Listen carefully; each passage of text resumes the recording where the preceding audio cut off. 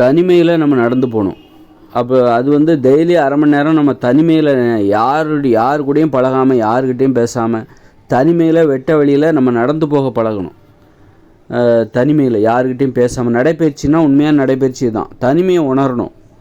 நமக்கு யாருமே கிடையாது, நாம் தான், நமது உடம்பு தான், நமது கால்கள் தான் நமக்கு உதவி அப்படின்னு நாம் உணரணும். அதாவது தனிமையில் போகும்போது, இப்போ நீங்கள் வந்து ஒரு வேலை பார்க்குறீங்க, இப்போ ஆஃபீஸுக்கு போகிறீங்க, உங்கள் உடம்பை வச்சு நீங்கள் ஆஃபீஸ் வேலையை எல்லாத்தையும் செய்கிறீங்க. காய்கறி கடைக்கு போகிறீங்க, உங்கள் உடம்பை வச்சு காலை வச்சு நீங்கள் நடந்து போகிறீங்க அல்லது பைக்கில் போகிறீங்க.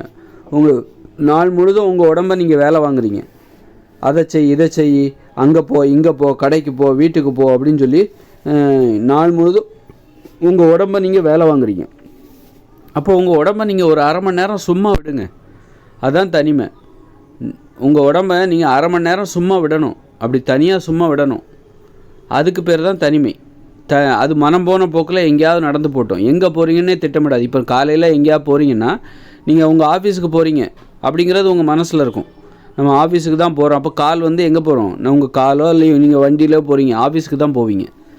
ஆனால் நீங்கள் வந்து அப்போ எந்த ஒரு வேலை செஞ்சாலும் மார்க்கெட்டு போகிறீங்க, கடைக்கு போகிறீங்க, ஒரு எய்ம் இருக்குது. அதில் இங்கே தான் போகிறோம், நம்ம இந்த வேலையை தான் செய்கிறோம், இத்தனை மணிக்கு நம்ம வீட்டுக்கு போகிறோம் அப்படின்னு அதில் ஒரு நோக்கம் இருக்குது. இப்படி உடம்பை நீங்கள் நல்லா வேலை வாங்குறீங்க.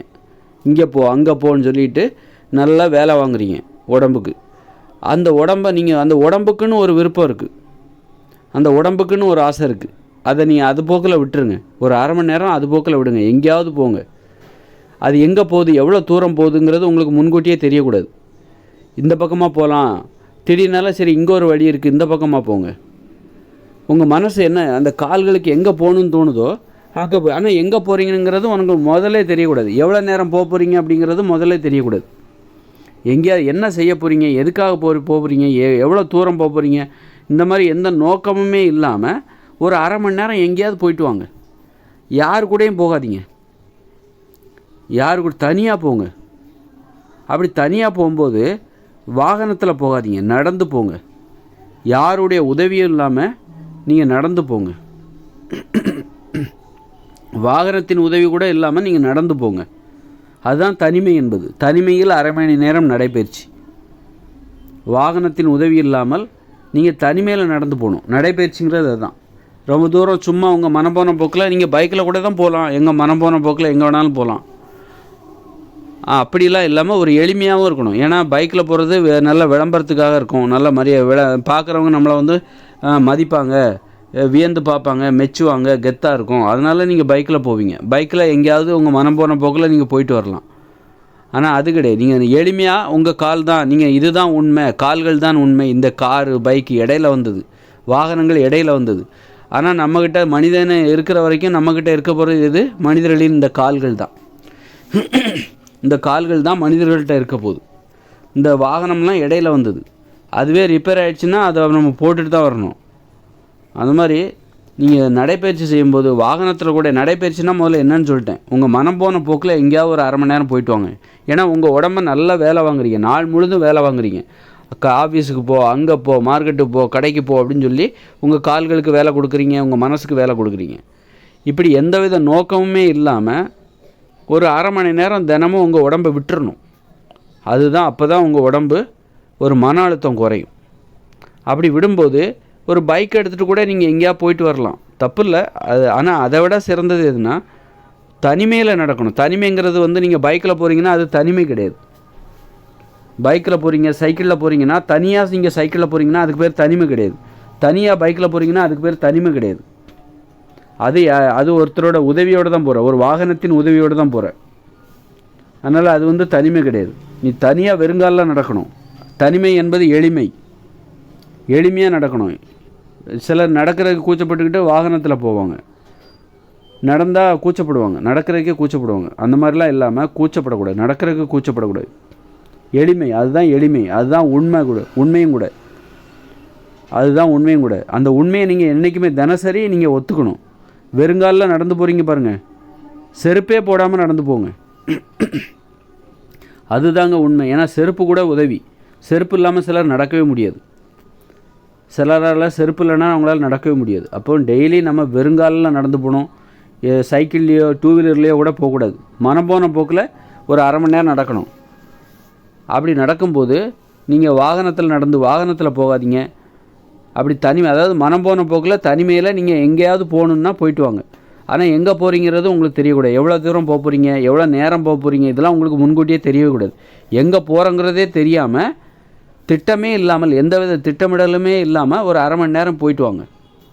அப்படி போகும்போது வாகனத்தில் போகாதீங்க. வாகனத்தின் உதவி கூட உங்களுக்கு இருக்கக்கூடாது. மனம் போன போக்கில் உங்கள் உடம்பு தான் என்றைக்குமே உங்களுக்கு சொந்தம், நிரந்தரம். அந்த உடம்பை வச்சுக்கிட்டு எளிமையாக நடப்பதற்கு கூச்சப்படாமல் எளிமையாக நடந்து போங்க.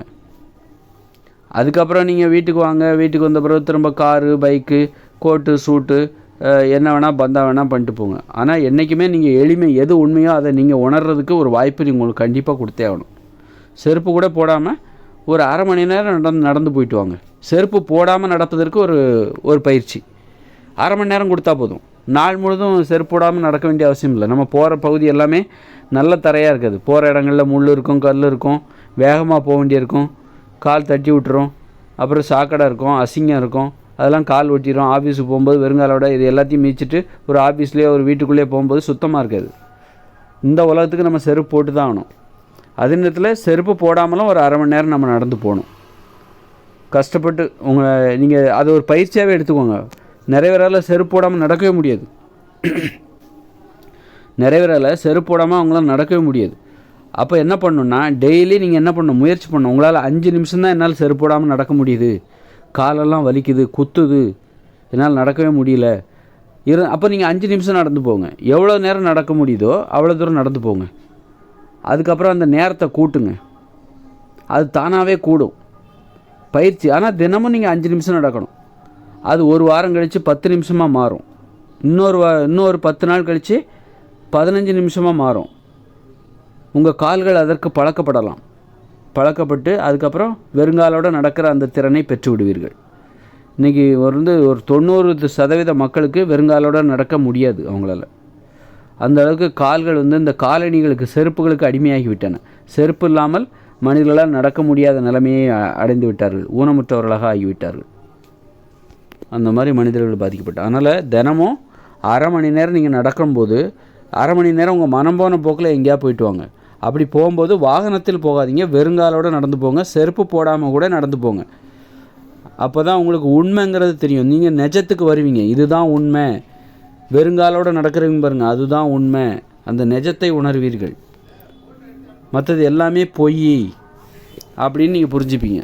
இந்த வாகனம் பொய், இந்த செருப்பு பொய், நம்ம உடம்பு தான் உண்மை. நம்ம நடந்து போகிறோம் பாருங்கள், அதுதான் உண்மை. காரில் போகிறது இதெல்லாம் பொய். இது என்றைக்கு வேணாலும் நம்மளை விட்டு போயிடும். இடையில வந்தது, இது இடையிலே போயிடும்.